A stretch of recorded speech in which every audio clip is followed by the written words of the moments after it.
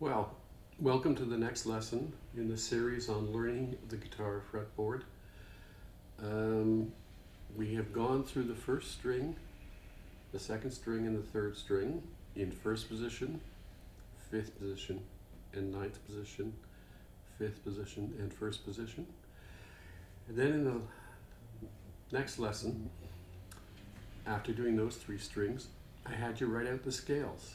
The G scale going up, G, A, B, C, D, E, F, G, F, E, D, C, B, A, G. And it's very important that you wrote the scale out in your book, your manuscript book, or on staff paper, and that you are looking at the notes as you're playing them. If you skip that step, this doesn't really work. You may as well just memorize a bunch of frets on the guitar. It is so important to look at the note as you're trying to learn the fretboard. Then we did the same thing on the A scale. A, B, C, D, E, F, G, A. We did the same thing starting on B. B, C, D, E, F, G, A, B. Then we did the C major scale. C, D, E, F, G, A, B, C. And that's the first scale, starting on the 5th fret where there's no position change. Very nice. Then the same thing with the D scale. D, E, F, G, A, B, C, D. We were able to go right across the neck without having to do that little adjustment, that little position change. On the E scale, E, F, G, A, B, C, D, E. And again, there was a little position change, so you played that going up and going down, and you've written it out in your book that way so that you can look at every note as you're playing it. Do not skip that step. The eye has to look at the note, the voice has to say the note, the ear has to hear the note, and you're not looking at the guitar. If you do that, this system works. It's really good. So, what we're going to do today is, I want you to play the G scale and write it out going up. G, A, B, C, D, E, F, G. But then we're going to slide to the A and play it going down. A, G, F, E, D, C, B, A. So we're going up one scale, going up one more note and coming down. Then you go up to B, B, C, D, E, F, G, A, B. And then we're going to come down the C major scale. C, B, A, G, F, E, D, C. We're going to slide up one note and go up the D scale. D, E, F, G, A, B, C, D. We're going to go up one note and come down the E scale. E, D, C, B, A, G, F, E. It is so neat to do this. You're changing scales all the way up the neck as you're doing it. Now, since we just played the E scale going down, we're going to turn around and go back up the E scale. E, F, G, A, B, C, D, E, and then down the D scale.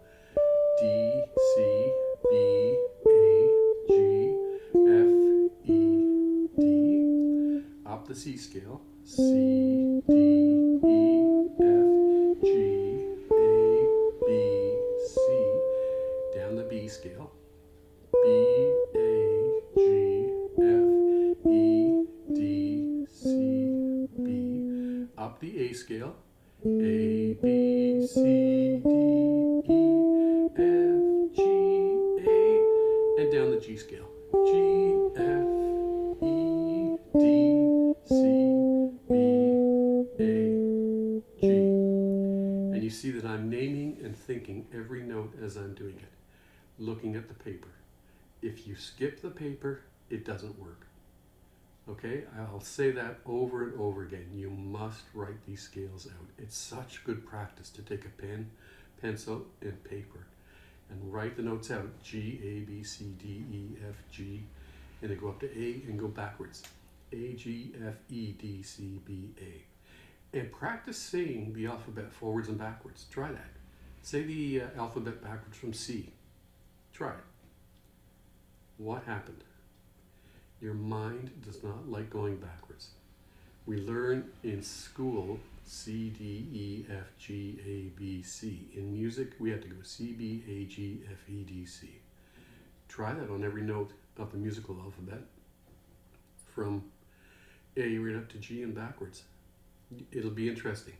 You have to train your mind to think backwards on the guitar. Forwards is easy, backwards a little harder, okay? So it's G, A, B, C, D, E, F, G, A, G, F, E, C, B, A, B, C, D, G, A, B, C, B, A, G, F, E, D, C, D, E, F, G, A, B, C, D, E, D, C, B, A, G, F, E. And I had a student ask me, when can you stop naming the notes? I would say after about 3 months. Name for at least 3 months. Then when you stop naming, your mind, they'll be in your head. I can play these scales.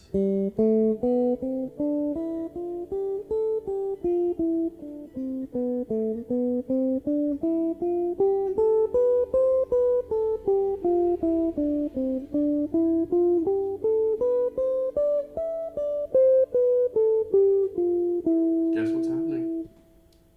I'm naming here, right? But if you do that too soon, again, you don't learn the notes.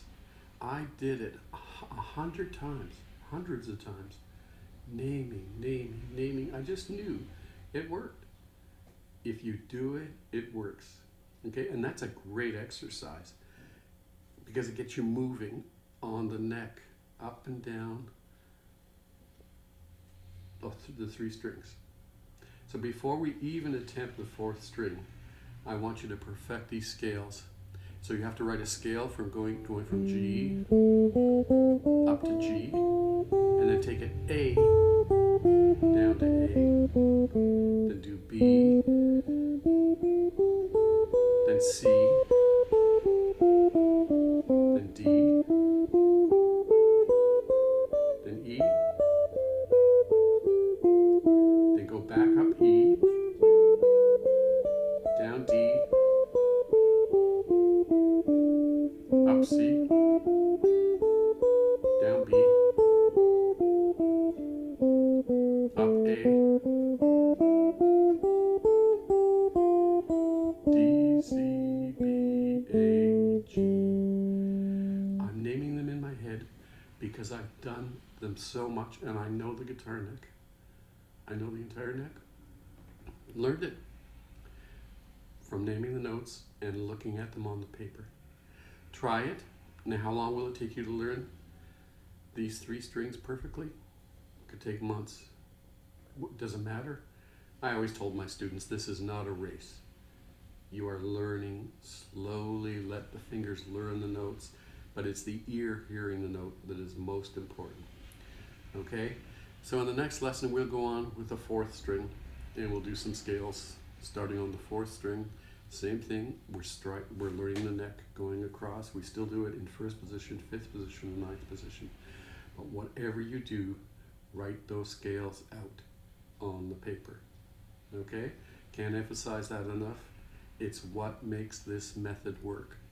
And I've done it with hundreds of students, and they all said, unbelievable how easy it is to learn the guitar neck when you look at the note and name it. You have to learn it. It doesn't leave you a choice. Okay, so give that a try, and then in the next lesson we'll do the 4th string. So hit the subscribe button, put a like on the video if you enjoy it, please, because I love showing this and teaching it, and I'll see you in the next video.